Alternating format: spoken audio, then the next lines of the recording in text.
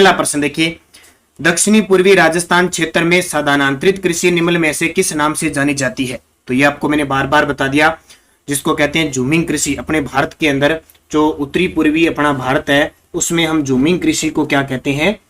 उत्तरी पूर्वी भारत में हमें जो हमारी स्थानांतरित कृषि क्या होती है? क्षेत्र बदल बदल के, स्थान बदल बदल के जो हम कृषि करते हैं वो होती है स्थानांतरित कृषि। और उत्तरी पूर्वी क्षेत्र में हमारे इसको हम क्या कहते हैं?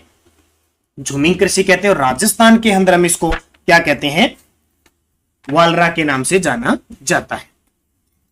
वह फसल जो मृदा में नाइट्रोजन की वृद्धि करती है, वह फसल जो मृदा में नाइट्रोजन की वृद्धि करती है तो दालें करती है। और दालों में भी सबसे ज्यादा बोते किसको है? उड़द। ये सबसे ज्यादा नाइट्रोजन की वृद्धि करती है। और दालें अलग अलग प्रकार की है, कुछ दालें रबी की फसल है, कुछ खास करके मटर और मैसूर है ये रबी की है, बाकी लगभग सारी खरीफ की फसल है।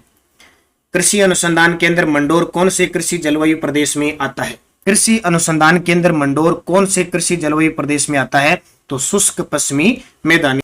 खसरा संबंधित है। खसरा का नाम सुना है, क्या होता है? भूमि का जो क्षेत्र होता है उसको खसरा कहते हैं।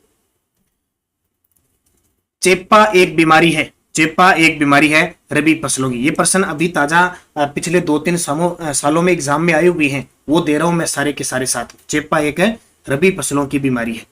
राजस्थान में किस फसल के लिए प्रोजेक्ट गोल्डन रेंज का आरंभ किया गया? राजस्थान में किस फसल के लिए प्रोजेक्ट गोल्डन रेंज का आरंभ किया गया? मक्का के लिए। किसके लिए? मक्का दक्षिणी राजस्थान में होता है, सर्वाधिक अभी चित्तौड़गढ़ भीलवाड़ा के अंदर खूब हुआ है, और मक्का खरीफ की फसल है। राजस्थान के कौन से जिलों को मुख्यमंत्री बीज स्वावलंबन योजना हेतु प्रारंभिक रूप में चिन्हित किया गया है? राजस्थान में कौन से जिलों को मुख्यमंत्री बीज स्वावलंबन योजना हेतु चिन्हित किया गया है? तो कोटा, भीलवाड़ा, उदयपुर। राजस्थान के किस जिले में जैतून तेल शोधन संयंत्र स्थापित किया गया है? राजस्थान के किस जिले में जैतून तेल शोधन संयंत्र स्थापित किया गया? बीकानेर के लूणकरसर में। कहां पे? बीकानेर के लूणकरसर में। निम्नलिखित में से कौन सा जिला शुष्क पश्चिमी कृषि जलवायु प्रदेश में सम्मिलित किया जाता है? शुष्क पश्चिमी कृषि जलवायु प्रदेश में सम्मिलित किया जाता है बीकानेर। ये सबसे बड़ा क्षेत्र है, जैसलमेर, बीकानेर, और ये क्षेत्र आएगा आपका चूरू का। तो कल मैं पूरी चर्चा आपको बताऊंगा जरूर। जयपुर, अजमेर, दौसा और टोंक जिले किस कृषि जलवायु क्षेत्र के अंतर्गत आते हैं? जयपुर, अजमेर, दौसा और टोंक जिले किस कृषि जलवायु क्षेत्र के अंतर्गत आते हैं? तो थर्ड ए के अंदर। किसमें? थर्ड ए के अंदर आते हैं। तो याद रखना, अब क्या होता है कि राजस्थान के जो टोटल 10 कृषि जलवायु खंड है ना, उनके अलग अलग भाग है। जैसे first A, first B, first A, first B और फर्स्ट सी।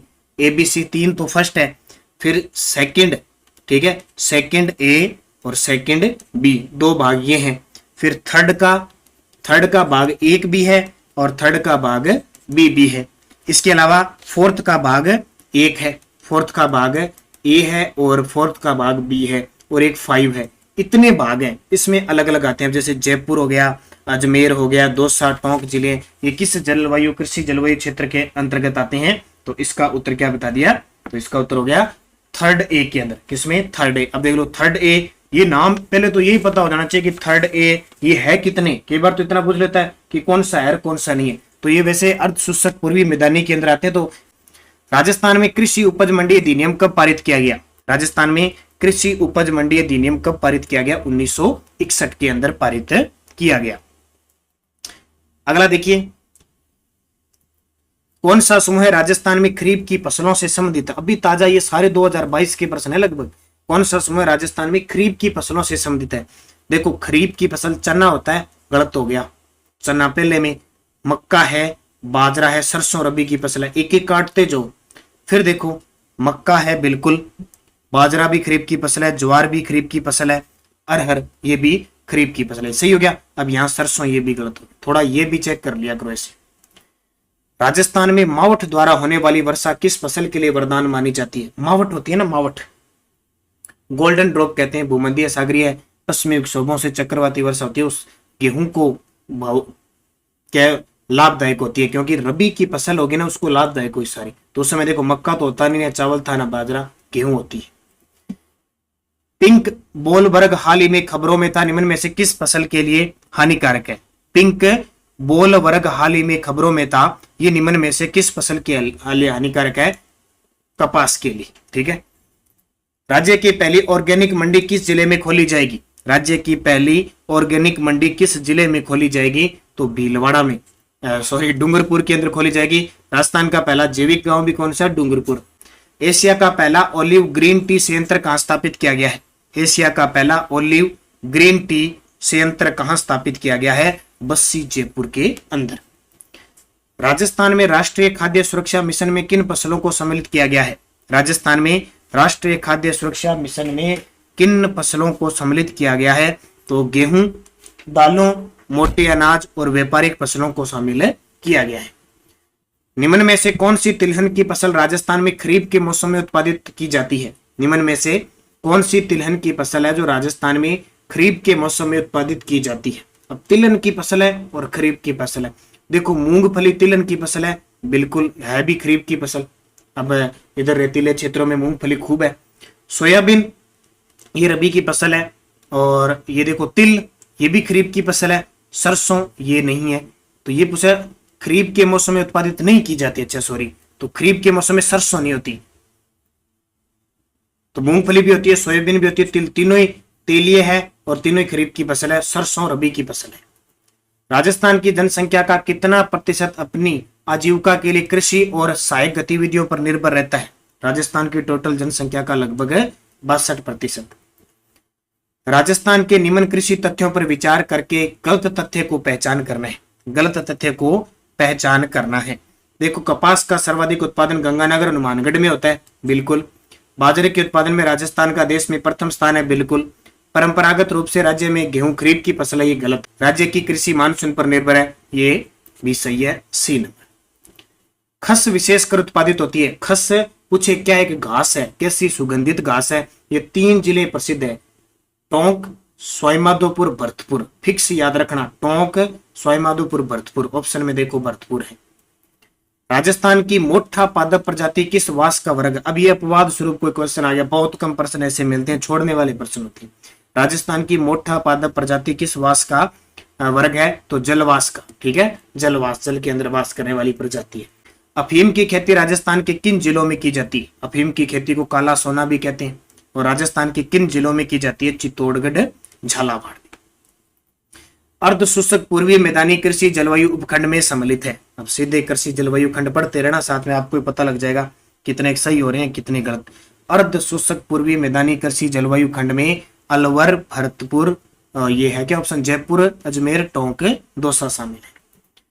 मंगला, गंगा, सुनहरी और लाल बहादुर किसकी किस्म है? मंगला, गंगा, सुनहरी और लाल बहादुर किसकी किस्म है? गेहूं की। किसकी है? गेहूं की। याद रखना, लाल बहादुर शास्त्री थे, उन्होंने जय जवान जय किसान का नारा दिया था, बस उससे याद रह जाएगा। राजस्थान में शुष्क खेती उन भागों में की जाती है जहां, राजस्थान में शुष्क खेती उन भागों में की जाती है जहां वर्षा 50 सेंटीमीटर से कम हो। लेकिन अब की बार तो रिकॉर्ड तोड़ बारिश है। ये शुष्क क्षेत्र है ना, पश्चिमी गंगानगर, हनुमानगढ़ क्या ले लो, जैसलमेर, खूब जोधपुर, बाड़मेर, इतनी ज्यादा बारिश है। और पूर्वी राजस्थान का तो इससे ज्यादा कहना ही क्या। सूची 1 और सूची 2 को मिलाना है भाई। सस्य और किस्में, यानी फसल और किस्में। मक्का, चावल, सरसों, चना। ठीक है, मक्का की देखो इसमें माही धवल होगी। ये तो 2 फेवरेट ही है, माही धवल और माही कंचन। माही धवल है और माही कंचन है और माही सुगंधा, इनको तो रट ही लेना, ये तो पक्के प्रश्न आते हैं। सुगंध आती है चावल के अंदर खीर बनाते हैं जब। धवल और कंचन किसकी है? मक्का की। ठीक है, कंचन को मक्की खिलानी है, मक्की चल रही है ना। चावल, चावल की कौन सी है? डागर, ये नहीं है, ध्यान रखना। सरसों की कौन सी? इसमें वरदान। सरसों में क्या मिला? राजस्थान को वरदान मिला हुआ है कि नंबर 1 है। और चना की है दोहद येलो, दोहद येलो। ये नई प्रकार की कही है, देखो 2 4 3 1 इसका उत्तर हो जाएगा, 2 4 3 1। निम्न में से राजस्थान का कौन सा कृषि जलवायु प्रदेश सर्वाधिक वर्षा प्राप्त करता है? अब आपको पता है कि सबसे ज्यादा बारिश दक्षिणी पूर्वी और दक्षिण क्षेत्र में होती है, तो उसके क्षेत्र कौन से आ जाएंगे? तो यहां मैं सिर्फ बता रहा हूं, आपको पढ़ लेना। तो क्या है? 4A और 5, 4A 5, क्योंकि ये दक्षिणी पूर्वी और दक्षिण का क्षेत्र है। निम्न में से किसके द्वारा कमांड एरिया डेवलपमेंट प्रोग्राम प्रारंभ किया गया? निम्न में से किसके द्वारा कमांड एरिया डेवलपमेंट प्रोग्राम प्रारंभ किया गया? भारत सरकार और विश्व बैंक के सहयोग से। निम्नलिखित में से कौन सा जिला शुष्क मैदानी कृषि जलवायु प्रदेश का भाग नहीं है? शुष्क मैदानी कृषि जलवायु का भाग नहीं है। तो शुष्क मैदानी के भाग तो बीकानेर, जैसलमेर, जोधपुर है, पाली नहीं है। राजस्थान का कौन सा जिला आर्द्र दक्षिणी पूर्वी मैदानी के कृषि जलवायु प्रदेश में शामिल नहीं है? कृषि से सबसे ज्यादा क्वेश्चन आने के चांसेस आजकल जलवायु खंड से हो चुके हैं। तो कौन सा शामिल नहीं है? आर्द्र दक्षिणी पूर्वी मैदानी में। देखो हाड़ौती क्षेत्र तो है ही, फिक्स ही आ गया। तो कौन सा नहीं है? उदयपुर। प्रदेश के प्रथम कृषि विज्ञान केंद्र की स्थापना कहाँ की गई? प्रदेश के प्रथम कृषि विज्ञान केंद्र की स्थापना फतेहपुर सीकर के अंदर की गई। कृषि वानिकी क्या है? कृषि वानिकी क्या है? तो कृषि वानिकी क्या है? कृषि के साथ साथ फसल चक्र में पेड़ों, बागवानी, झाड़ियों की खेती करके फसल व चारा उत्पादित करना। सहकारी किसान क्रेडिट कार्ड योजना का देश में सर्वप्रथम शुभारंभ किस राज्य में किया गया? सहकारी किसान क्रेडिट कार्ड योजना का देश में सर्वप्रथम शुभारंभ किस राज्य में किया गया? अपने राजस्थान में। और रिकॉर्ड ऋण प्रदान किया गया था पिछले 2-3 सालों।